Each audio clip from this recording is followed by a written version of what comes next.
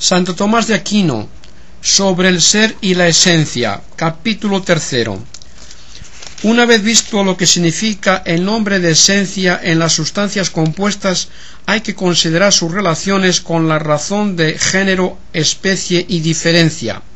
como aquello que tiene carácter de género o de especie o de diferencia que se predica de este singular determinado. Es imposible que el ser género o especie convenga a la esencia en cuanto que es significada como parte, por ejemplo, la humanidad o la animalidad.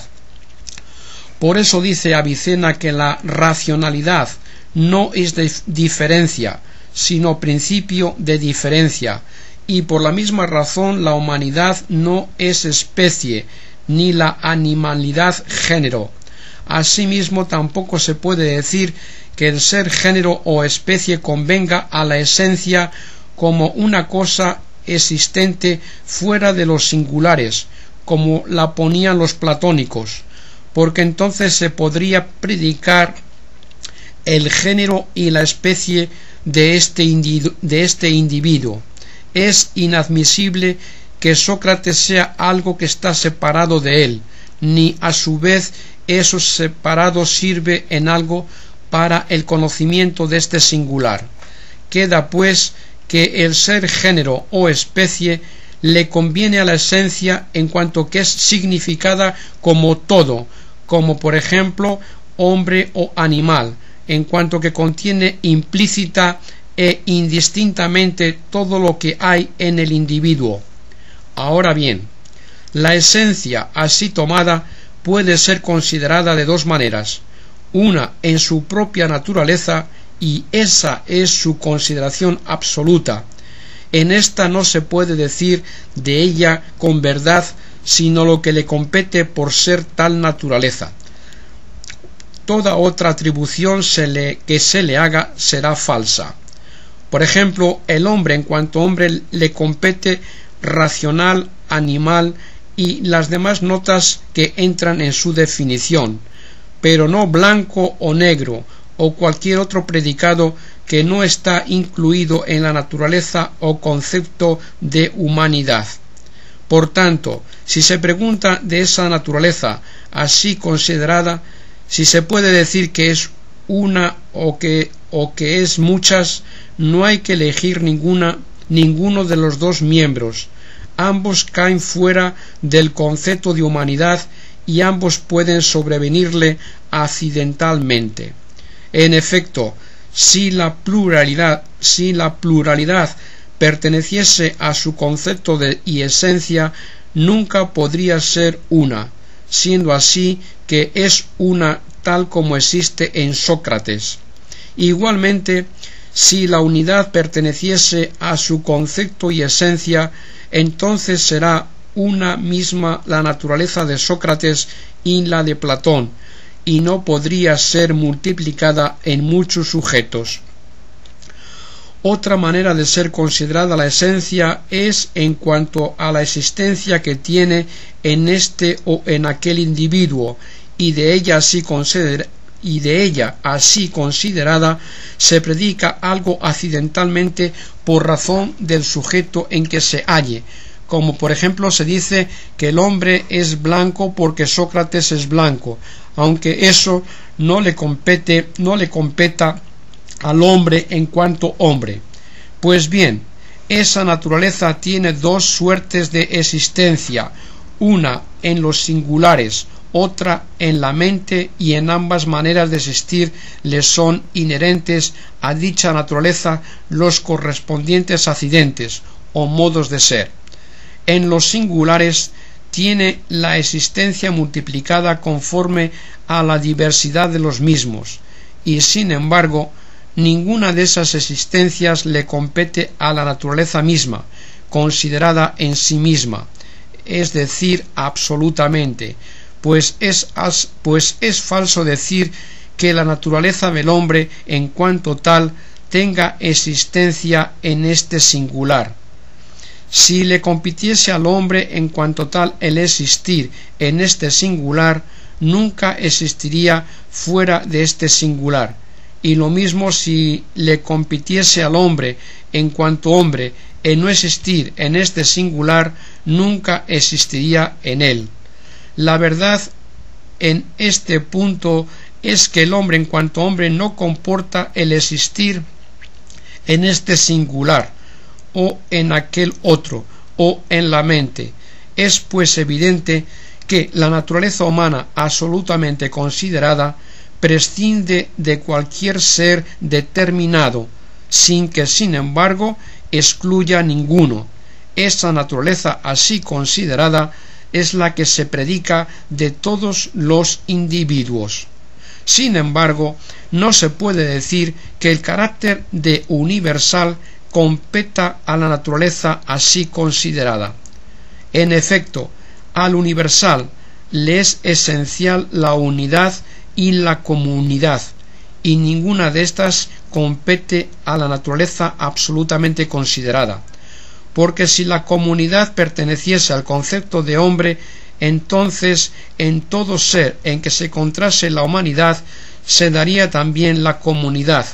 lo cual es falso, ya que en Sócrates no se da comunidad alguna, sino que cuanto hay en él está individuado. Tampoco se puede decir que el carácter de género o especie sobrevenga accidentalmente a la naturaleza humana por la existencia que tiene en los individuos, ya que la naturaleza humana no se encuentra en los individuos con la unidad, de suerte que sea algo uno común a todos, cosa que se requiere para el universal. La conclusión es, pues, que el carácter de especie le viene a la naturaleza por razón de la existencia que tiene en el entendimiento.